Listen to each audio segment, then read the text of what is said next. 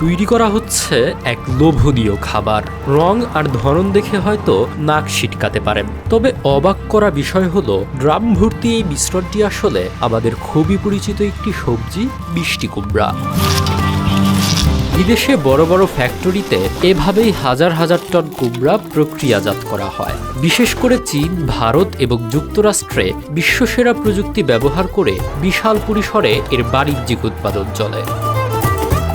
বাংলাদেশে যে কুমড়া প্রতি কেজি মাত্র ৩০ থেকে ৬০ টাকায় পাওয়া যায়, বিদেশে সেই কুমড়াই প্রক্রিয়াজাত হয়ে আন্তর্জাতিক বাজারে প্রতি কেজি বিক্রি হচ্ছে $৫ থেকে $10, অর্থাৎ বাংলাদেশি টাকায় যা প্রায় ৬০০ থেকে ১২০০ টাকা। প্রথমে ক্ষেত থেকে কুমড়া এনে মেশিনে ধুয়ে পরিষ্কার করা হয়, এরপর সেগুলো টুকরো করে ভাপে সেদ্ধ করা হয় এবং শেষে মেশিনে পিষে এমন ঘন পেস্ট বা পিউরি বানানো হয়। এগুলো পরে ছোট ছোট প্যাকেটে ভরে বিদেশের বাজারে চড়া দামে বিক্রি হয়। আমাদের ভিডিওগুলো চিটাগং থেকে দেখছেন লিজান চৌধুরী, নারায়ণগঞ্জ থেকে দেখছেন মোহাম্মদ ইফাদ ইসলাম, শরীয়তপুর থেকে দেখছেন মোহাম্মদ, রাজশাহী থেকে দেখছেন মোহাম্মদ শাহিন এবং তানজিদ হোসেন ভুইয়া দেখছেন সৌদি আরব জেদ্দা থেকে।